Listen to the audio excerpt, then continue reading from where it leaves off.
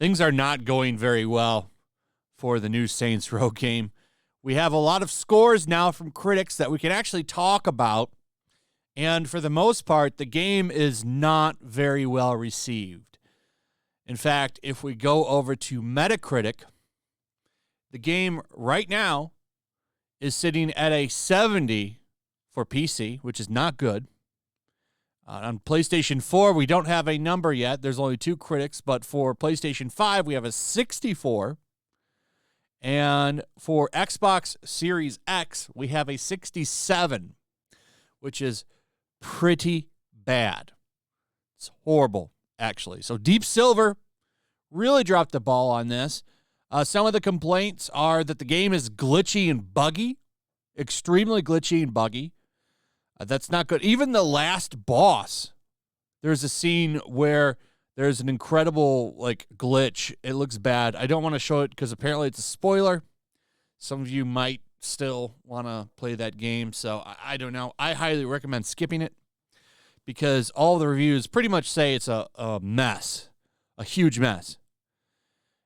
In fact, it's so bad that their stock prices have fallen. Embracer stock price falls following Saints Row reviews hug it out. Disappointing Saints Row reviews have hit publisher Embracer's stock price. Today's launch of the Saints Row Reboot has been seen as the first big test for Embracer's AAA studio talent, but yesterday's Saints Row embargo lift was met with a lackluster response from many outlets.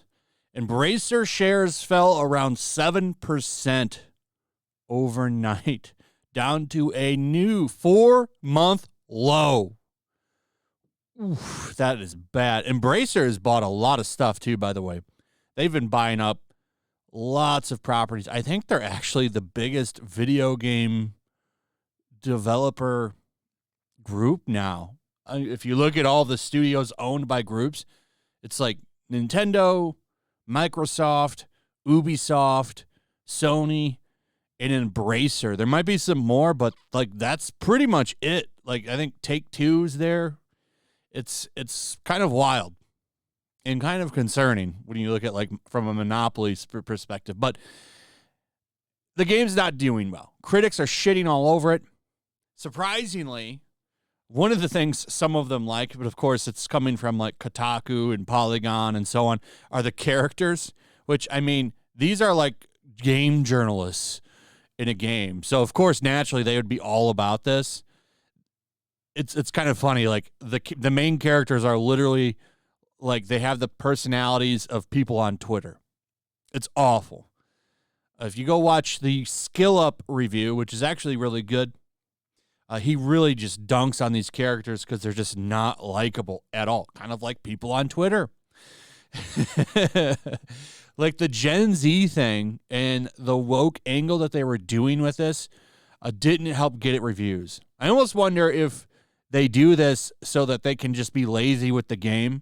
Well, the characters and the game themes are woke, so maybe we'll get good reviews. That didn't happen, actually.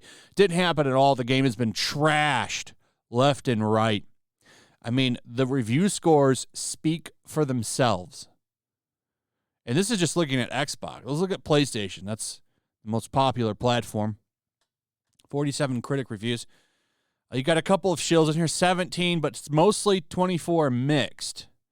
This is the right one right here. And most of these outlets are just completely trashing it because it's glitched to hell. There's glitches all over in the game. The game got delayed for polish. What did they do from the time it got delayed, which was because it was supposed to come out when Elden Ring came out, and now did they do anything? This game, if they even fix it, probably won't be playable for another half a year. In fact, it seems more broken than Cyberpunk 2077 was when that came out. Another really funny thing is, remember that these outlets that are now trashing the game used to love it. Here's an old review from The Gamer, or not a review, an article defending the Saints Row reboot saying it was always woke. Maybe, but at least it had good writing. And now those games are very much missed. And don't forget, remember I told you in yesterday's video that the developers were shitting on fans? Well, Pimpmaster Broda over on Twitter at Pimpmaster Yoda #1 did a good job of bringing those tweets back and showing you I'm not even making a value judgment on the art style beyond that it feels like they are trying to appeal to the Fortnite audience, but as mentioned, it looks the same as Fortnite. Saints Row responds and says, we don't think you know what Fortnite looks like, but you do you. We are not backing down on this. It's brand new. We get the knee-jerk reaction. No one has rebooted like this before. We have lots more to show. Oh, we're seeing it now. Oh, we're seeing it now. Saints Row, again, you just don't know you want it yet. Cole says to them, delete and restart. Saints Row responds, it's a no from me. And then this one, I know you won't listen, but if you want fans to stop complaining and giving y'all shit, maybe just replace these clowns and give us the real Saints. Doesn't even have to be the old crew, just real gangsters. That would honestly clear up a lot of the hates you are getting. A lot of the hate you guys are getting. Saints Row response, haters gonna hate. Here's another one in response to a reboot. Doing a reboot like no one has ever done a reboot before. Pretty Saints Row if you ask us. And then they responded to somebody down here saying, you played it then? With an upside down face. Well, people have played it now. And they're not very happy. It's a shame because this was a love series. And somebody in some room, some Dallas hack, I wish I could have been there the day that this game was conceived, like the idea of it. Let's take our crazy over-the-top gangsters that everyone loved and come up with a new idea, something better. You know, we'll keep going. I don't think the last one did very well, but we're going to come up with a new idea. Or maybe a game in the spirit of the original two when they were serious. No, instead, let's make a bunch of unlikable Twitter Gen Z people and have them fight to pay off their student loans. That's the theme of the game. Oh, and take down the horrors of capitalism. Because that's what everybody wants to see.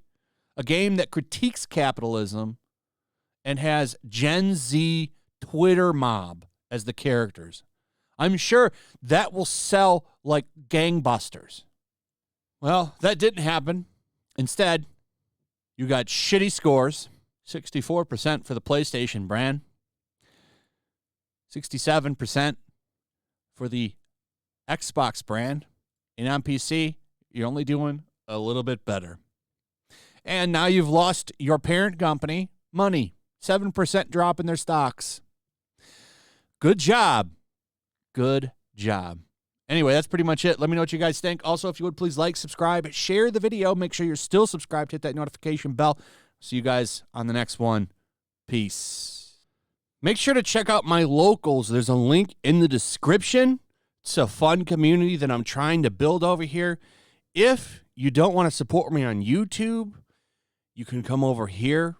None of that money goes to YouTube. You also can just come over here for free. But if you are a supporter over here, I do plan on doing an extra live stream once a month and throwing links to the supporters so you can actually come on and have a supporter live stream with me. Also, it's a good place to catch all of my content. You don't have to worry about notifications like YouTube. They'll definitely work over here. So come check out my locals. Also, if you want to help support the channel, check out my Teespring store. There's a link in the description. You can find some merchandise in there that you might want to check out. Also, make sure to follow me over on Twitch.